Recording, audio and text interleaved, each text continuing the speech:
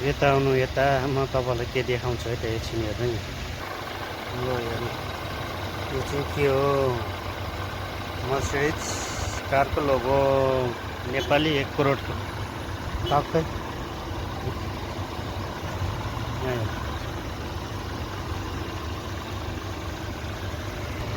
नेपाली 1 करोडको गाडी फ्रीमा यो चाहिँ बुक गर्ने कार हेर्नु यस्तो कार छ तर फेरि चढ्न पाउनुहुन्छ या तर बुक गर्नु पर्यो तर एप्लिकेसन डाउनलोड गरेर हैन है यस्तो कारमा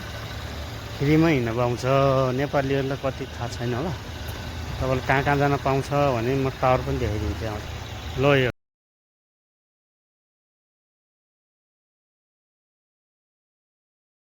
यो साइड पनि जान पाइयो